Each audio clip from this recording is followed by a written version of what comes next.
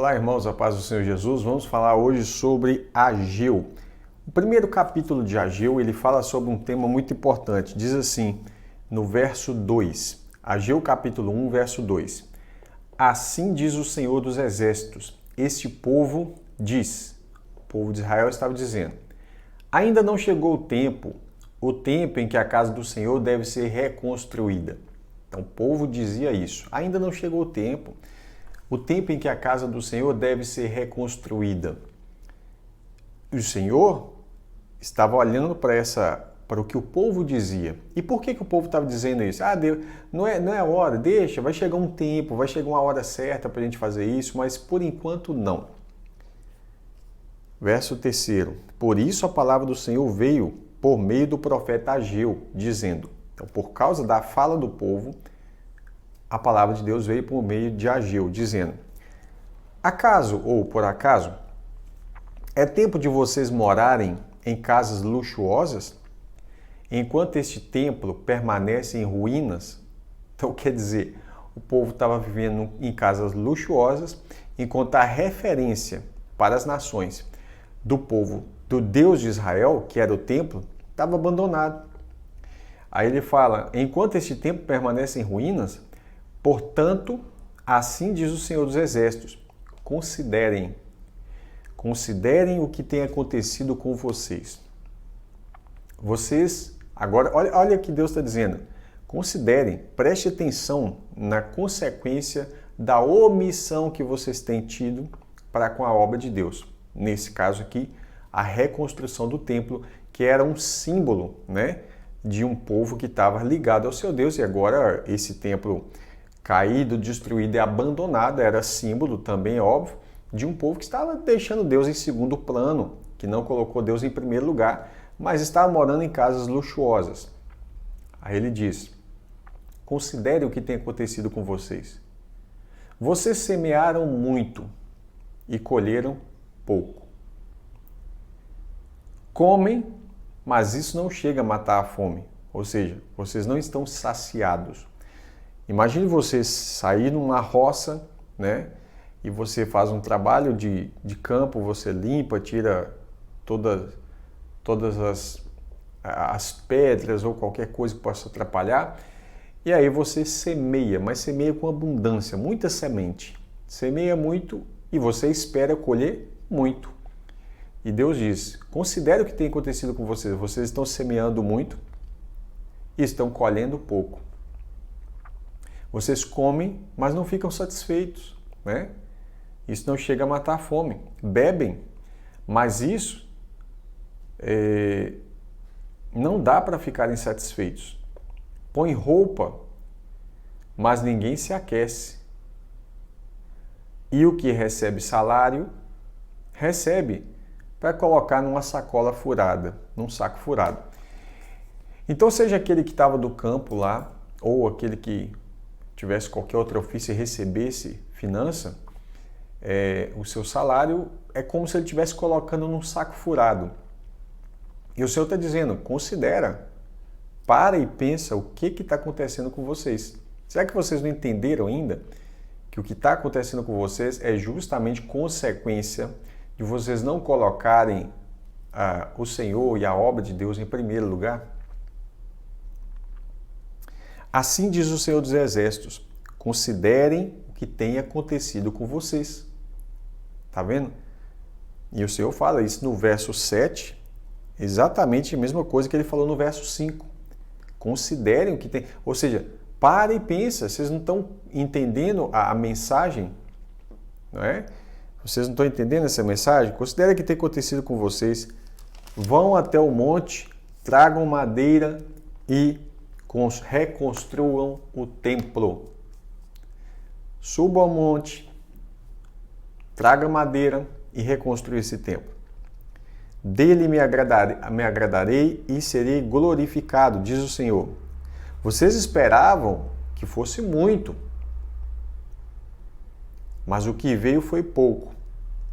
Então, quer dizer, eles semearam e colheram pouco. Mas o que veio foi pouco. E esse pouco, quando levaram para casa, não foi o inimigo, não foi coisa do diabo, não. Deus está dizendo, vocês esperavam muito, veio pouco, e esse pouco que vocês pegaram e levaram para casa, quando vocês levaram, eu dissipei com um sopro. Aí você pergunta, mas por quê? Exatamente, o Senhor continua respondendo. E por quê? Então, o pouco que vocês tinham, eu dissipei. E por quê? Pergunta o Senhor dos Exércitos.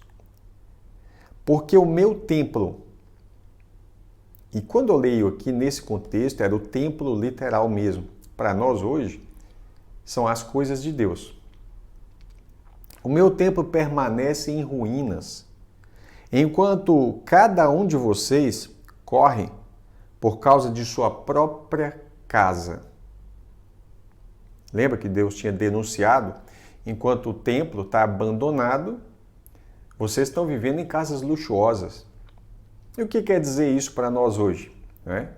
As pessoas hoje elas se interessam em estudar muitas disciplinas quando o alvo é para ganhar dinheiro. Então a pessoa vai se esforçar, vai passar em concursos públicos, concursos federais e coisas desse tipo. E não que isso seja errado, mas o grande problema é que às vezes a pessoa se esforça de um lado muito, dedica madrugadas e tudo mais, mas quando a coisa é do Senhor, quando pega uma Bíblia para ler, por exemplo, né, aí já fica com sono, não se interessa em fazer uma interpretação de texto, se fica na dúvida, não pergunta para alguém, né? Por que você acha que a Bíblia diz que Deus deu uns para mestres na igreja? Né? Para quê? Para tirar a dúvida dessas pessoas que tiverem dúvidas. Mas aí a pessoa se esforça tanto nas coisas do mundo, nas coisas relacionadas às questões seculares, mas quando é relacionado às coisas de Deus, é aquela preguiça, aquela má vontade, aquele desgosto, é como se estivesse fazendo ali arrastado. E o Senhor denuncia. Porque o meu templo permanece em ruínas, enquanto cada um de vocês corre por causa de sua própria casa. Por isso, no verso 10, os céus retêm. Lembra que quem está retendo não é os céus como se fosse uma entidade em si, mas Deus é o Senhor, Deus dos céus, o Todo-Poderoso. Então ele fala, por isso, os céus retêm o seu orvalho e a terra não produz os seus frutos. É por causa disso tudo.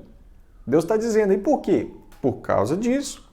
O templo está em ruínas e vocês estão correndo, cada um para a sua própria casa. Por isso os céus retêm o seu orvalho, não está chovendo. E a terra não produz os seus frutos. Eu fiz vir a seca sobre a terra e sobre os montes, sobre o cereal, sobre o vinho, sobre o azeite, sobre o que o solo produz, sobre as pessoas, sobre os animais e sobre todo o trabalho das mãos. Se você continuar lendo, você vai ver que esse livro do profeta Ageu, que você vai ver ele aqui lá no livro de Esdras, por exemplo, né? A partir do capítulo 4 ali, você vai ver Esdras e Ageu, né? Ageu e Zacarias, por exemplo, que participam, são dois profetas que participam da reconstrução do templo. Eles não só profetizam, como eles botam a mão na massa. Isso que é interessante, eles vão carregar pedra, eles vão edificar o templo também. Eles são usados por Deus para denunciar um povo que estava preocupado demais com as coisas do mundo, mas não estavam preocupados com as coisas de Deus. Eu queria deixar essa meditação aqui hoje para mim, para você, para cada um de nós, para a gente pensar e refletir sobre como nós temos conduzido a nossa vida com Deus.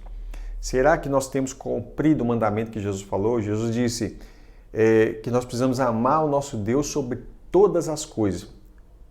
E, olha, a Bíblia diz, buscar em primeiro lugar o reino de Deus e a sua justiça. Irmãos, isso não é uma opção, isso é mandamento. Mas por falta, às vezes, de puxão de orelha, né?